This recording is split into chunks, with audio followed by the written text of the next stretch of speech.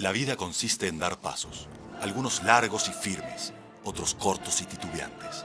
En la vida hay caminos que aseguran la cúspide y hay tropiezos que cuestan la vida. Hay actos que aniquilan nuestro futuro. Hay pasos que llevan a callejones sin salida. Y es que la diabetes, día con día, silenciosa, se abalanza sobre nuestro futuro. La herencia genética, la obesidad y el nulo ejercicio físico son factores que nos colocan al borde del precipicio. Podemos comparar sin demeritar el drama social que representa, que a partir del primer caso que se reportó de SIDA en México, se han reportado 43,000 casos en 19 años de SIDA, y de diabetes se reporta 250,000 en un año. Cualquiera que haya sido la causa que originó esta enfermedad, los caminos aún no están cerrados. Todavía se puede elegir entre la luz plena de la vida o la oscuridad del abismo. Vea por qué. Eric González, diabético desde los 2 años de edad, reconocido como el mejor atleta diabético del mundo, es además el cuarto mejor explorador ártico. Gracias a la disciplina, recorrió caminando 1.800 kilómetros en el Círculo Polar Ártico. Pocos obstáculos lo detienen. La diabetes, si no estás en esa línea de equilibrio de miligramos de glucosa, te puede poner en el piso una hipoglucemia como si tuvieras un cuadro epiléptico. Te puede poner en un estado sumamente agresivo si estás con niveles muy elevados de glucosa. Te puede hospitalizar en cuestión de horas si no te has aplicado la insulina, y te puede matar en cuestión de 3 días por la misma razón. Ricardo de Prado, también diabético. Él desde los 17 años tuvo que perder la vista y quedarse sin riñones para entender que su vida vale y que podía llevarla con plenitud. Cuando quedé ciego me senté en la cocina de mi casa y lo primero que hice fue agarrar una manzana. La sentí la textura de la manzana, la empecé a tocar, a acariciar y supe que era una manzana roja Starling, porque ese código ya lo tenía yo en mi mente. Y con mis dedos supe que estaba fresca, porque tenía la piel lisa, que tenía 4 bolitas abajo y que era medio alargada. Digo, es una manzana Starling. ¿Pero qué es la diabetes? ¿De qué estamos hablando? La diabetes es una enfermedad que produce un estado crónico de aumento del azúcar en la sangre, de la glucosa, como se llama médicamente. Se ha demostrado que la presencia de glucosa en la sangre ocasiona daño en la circulación de las arterias de gran tamaño, como puede ser la aorta, la arteria que sale del corazón, o en arterias más pequeñas como las que están en el cerebro, o aún más pequeñas como las que irrigan la retina o que dan de comer a los nervios. Clasificada en 2 tipos, la diabetes ataca por igual hombres, mujeres y niños. En la diabetes tipo 1 se requiere de hasta 5 inyecciones de insulina al día para sobrevivir. La tipo 2, que ataca mayoritariamente personas adultas, puede ser controlada con la alimentación. Sobre este padecimiento hay mucho de qué hablar. Por ahora, conozca estas historias, medite en el futuro y escoja usted mismo su camino. Con solo 2 años y 7 meses de edad, Eric y su familia fueron sacudidos por una pesadilla. Le fue diagnosticada la diabetes. No tenía yo idea de lo que era esa enfermedad. No, el doctor, cuando me informó de que Eric estaba diabético, para nuestra tranquilidad nos dijo: él puede vivir como un niño normal. Siempre y cuando esté bien llevada su diabetes, él podrá vivir muchos años sin problema alguno. Después lee uno todos los terribles problemas que se les presentan a los diabéticos y es cuando realmente uno sufre muchísimo. Bueno, hablar de 1990 y 1966 con diabetes es un esquema completamente distinto. Existían las jeringas que tenías que hervir todos los días para esterilizarlas. Estamos hablando de que el control de la glucosa era prácticamente inexistente porque se hacía a base de pastillas reactivas. Ponías 5 gotitas de orina por 10 de agua, metías una pastilla reactiva y dependiendo de la coloración, uno suponía cuántas cruces de glucosa tenías. Hoy no se tiene que suponer nada. Existe el monitor de glucosa. Con esta tecnología se requiere una sola gota de sangre y en un minuto se sabe la concentración exacta de glucosa. Antes, una prueba de este tipo tardaba hasta 48 horas, tiempo en el que el paciente podía morir. El futuro, si lo había, era incierto. Por la severidad de esta enfermedad, y a veces se decía que mi meta tenía que ser primero llegar a los 8 años de vida y después ir planteando metas subsecuentes para mejorar el tratamiento y no estar pensando en que esta enfermedad puede terminar con tu vida drásticamente. La hipoglucemia es cuando los niveles de azúcar en la sangre son sumamente bajos. Entre los estragos que esto produce es la destrucción de neuronas. El peligro de una muerte súbita está presente. Vivir siempre al asedio de las hipoglucemias que te ponían al borde de la muerte era una situación sumamente difícil. Se presentaban alucinaciones, se presentaban pesadillas previos a esos momentos. Entonces, como niño, tú percibes realmente una infancia un tanto funesta, un tanto oscura. Mientras la ciencia avanzaba e intentaba dar respuestas a este padecimiento, él libraba otra batalla: mantenerse con vida. Tú te das cuenta que tienes 5 o 6 hipoglucemias todas las madrugadas, te das cuenta que estás teniendo las peores pesadillas y llega el momento en que le reclamas a Dios. Llega el momento en que le reclamas a Dios porque ves a toda la gente normal y tú estás pasando por un problema muy serio y eso te crea un conflicto. En ese sentido, uno llega a pensar en la muerte, uno llega a pensar en el suicidio. A pesar de los obstáculos, Eric se mantenía atento y disciplinado. Quizás sin saberlo, ya se había forjado un carácter que le enseñaría la puerta de escape para lograr su prueba máxima: conquistar el Polo Norte. Los pensamientos de suicidio se alejaron rápidamente de su cabeza y supo encontrar el néctar de la vida después de haberse confrontado 2 veces con la muerte. De la primera vez, a los 8 años de edad, solo recuerda que efectivamente esa idea de un túnel de luz es cierta. Pero la segunda marcaría definitivamente su vida. Caigo en un cuadro severo de cetoacidosis, debo ser hospitalizado. Estaba por terminar mi carrera en ese momento. Me doy cuenta en la cama, cuando me recupero del estado, que mi vida era completamente mediocre. Me doy cuenta que no había logrado nada, era un diabético normal, me estaba apenas titulando, había terminado, a lo mucho tendría otro idioma. Y yo sentía que toda esta creación en mi vida no había servido para nada. Había pasado en esta vida sin haber conquistado nada, sin tener ningún logro importante. Y en ese sentido sentía mi vida vacía. La cetoacidosis es una complicación grave. Debido a los prolongados desajustes en los niveles de glucosa en la sangre, esta empieza a hacerse ácida, veneno puro. En ese momento, en 1991, yo me comprometo de alguna manera diciendo: prefiero morir en el Ártico que en la helada cama de un hospital, porque el Ártico era una conquista no apta para los diabéticos. Y finalmente ahí comenzaría la más grande de las odiseas que yo jamás pensé encaminaría. Y finalmente se logró.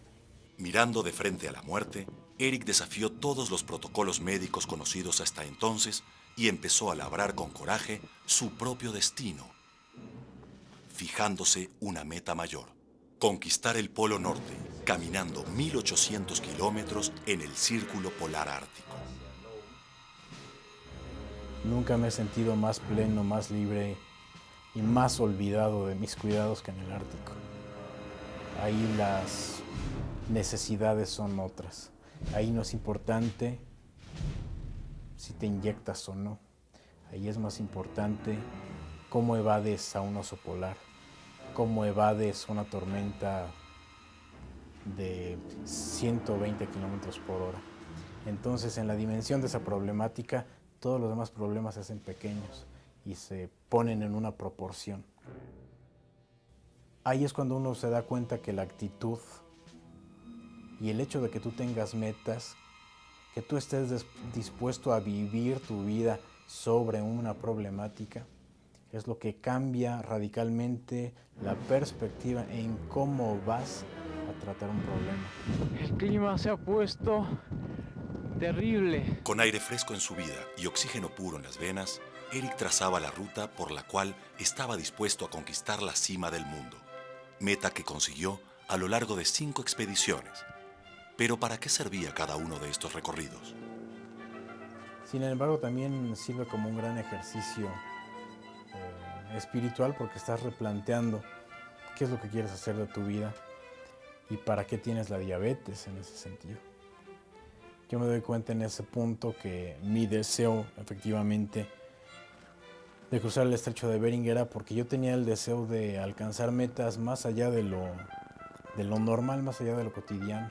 Entonces la expedición de Polo Norte para mí es una culminación de un sueño, de una gran resistencia física, de una gran capacidad mental y sobre todo de un manejo metabólico de la diabetes impresionante y al mismo tiempo imprescindible. Finalmente conquistó la cima del mundo y un pensamiento más profundo. Sin embargo, yo creo que el hecho de ser diabético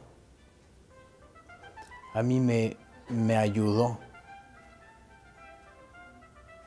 a molestarme un poquito con la vida, a tener una furia personal, a tener una meta mayor, a darme cuenta de que los problemas del diabético son los problemas de los pobres, que los problemas del diabético también los sufre un niño de la calle, también los sufre una madre soltera. Entonces, de alguna manera, esa diabetes me despierta ante el gran problema de la humanidad, que es su propia insensibilidad. En este punto de la historia, Eric ya se había burlado de su condena y era un hombre más libre. Sus danzas, su odisea, no solo lo liberaron de una prisión interior, también sus expediciones sirvieron para probar nuevos medicamentos y monitores de glucosa. Este es el otro camino. Mientras Eric avanzaba en su odisea, Ricardo de Prado, diabético desde los 17 años, se las ingeniaba para salir del atolladero. Nadie tuvo la culpa, ni Dios, de que yo me haya quedado ciego, ni de que me haya dado un cáncer, ni de que haya tenido una insuficiencia renal. El único culpable soy yo. Y lo asumí y lo saqué adelante. La suerte estaba echada. Ricardo de Prado no había tomado cuidado alguno los primeros años de padecer diabetes, y la vida le cobraba una cara factura. Yo me dediqué desde chavo, por negocios de mi familia, a trabajar en restaurantes, bares, cantinas. Entonces el ambiente tampoco fue propicio, porque tenías alcohol, cigarros, las desveladas, de que tenías que cerrar a veces el negocio a las 2 de la mañana, y luego inconsciente pues, o conscientemente me iba con mis cuates todavía a seguirla, ¿no?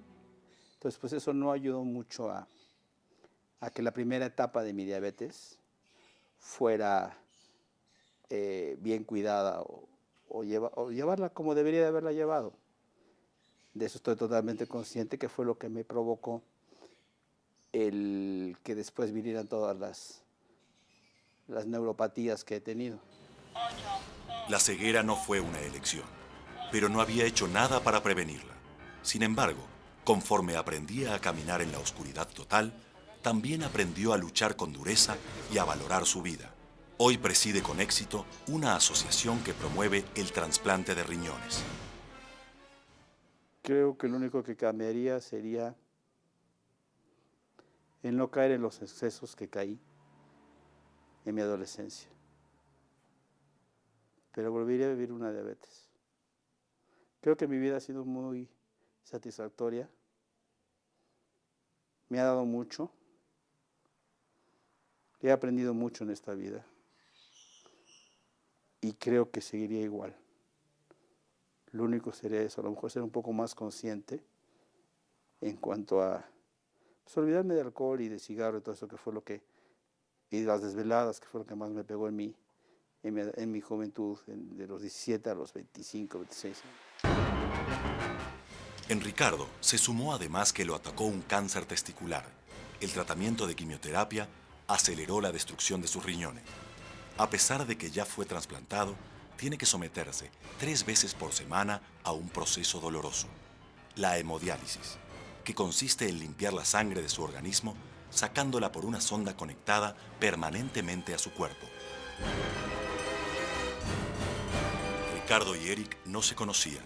Ahora el camino de la vida los junta y comparten sus riquezas.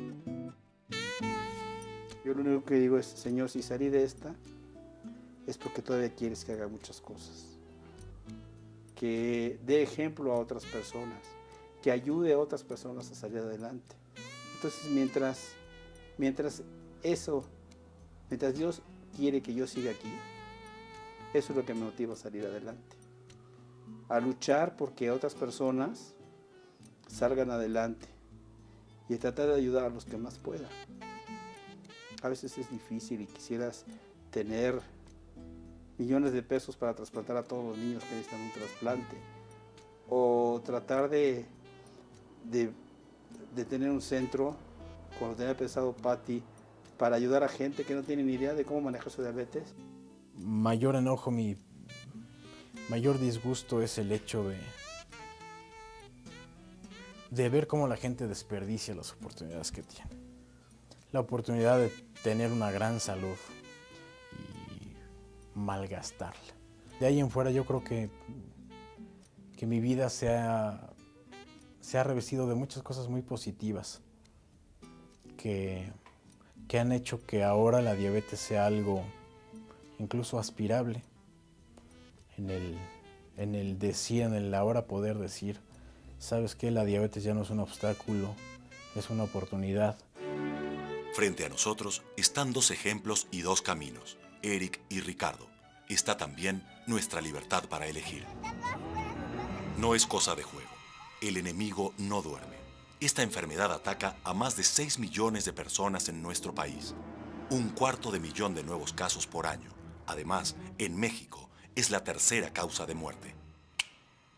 Asimismo, al menos 100,000 niños menores de 8 años de edad sufren de esta enfermedad. Como algún día Eric lo vivió, ahora Aidan vive su infancia librando los mismos tormentos.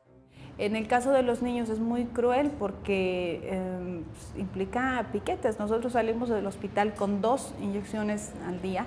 Ahorita ya estamos con 4 y es menos de un año. Otra vez el desasosiego. Su diagnóstico fue un momento funesto.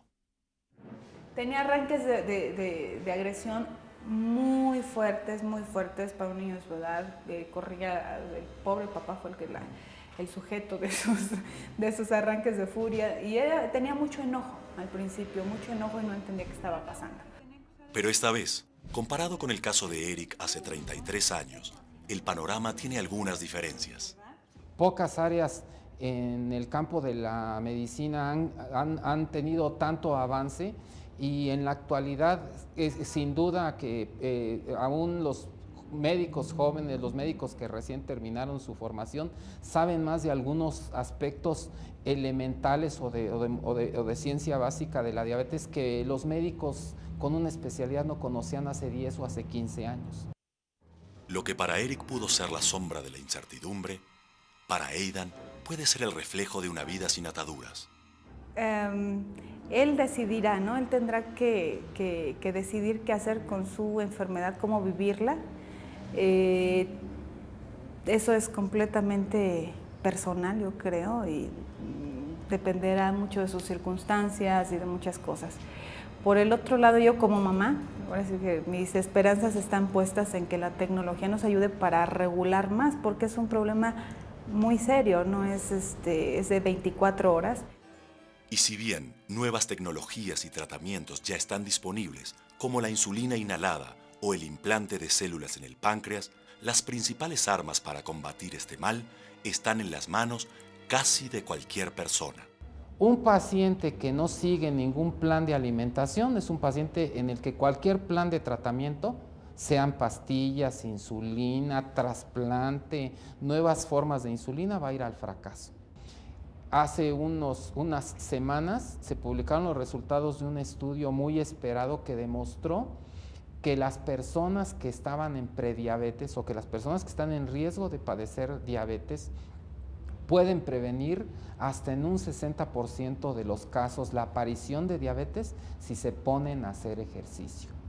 El ejercicio no solo sirve para mejorar las cifras de glucosa, la cantidad de azúcar en la sangre de las personas con diabetes, sino que puede servir para que una persona no desarrolle jamás la enfermedad. En resumen, camine más, coma mejor. Por otro lado, esta enfermedad toma cada día dimensiones de epidemia, porque es un padecimiento silencioso, ya que se puede ser diabético por 5 o 10 años y no saberlo hasta que empiecen las complicaciones graves. Análisis preventivos es el único camino.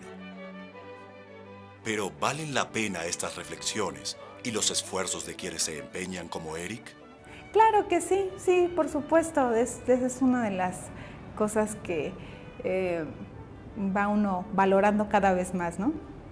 Que el niño, a pesar de que es una enfermedad crónica, degenerativa, incurable, de alguna manera, ¿no?, puede hacer su vida normal. ¿Qué hemos aprendido en este camino? O nuestro reto es poder encontrar a más personas como Eric y rescatar a las personas que no van a ser como Eric para que traten de ser así. Por lo pronto, pues todo esto me ha enseñado a ver la vida de otra manera. Me adapté, llevo 6 años ciego, me adapté a mi vida como ciego y son experiencias nuevas, como tus experiencias de Groenlandia, de ir a la Antártida, de ver a lo mejor un oso polar. Para mí el haberme quedado ciego es descubrir otro mundo en el que sabemos que tenemos 5 sentidos y hay 4 que no explotamos. Lo más importante de tener diabetes, de estar consciente de la muerte, es que tú te das cuenta que puedes enriquecerte en ese periodo de vida. Tú puedes darte cuenta que la vida ha evolucionado 15,000 millones de años, ha habido una gran evolución para que tú estés ahí presente. Te das cuenta que hasta tu páncreas es fundamental en todo ese proceso de vida y te das cuenta que la vida es maravillosa desde todos los puntos de vista.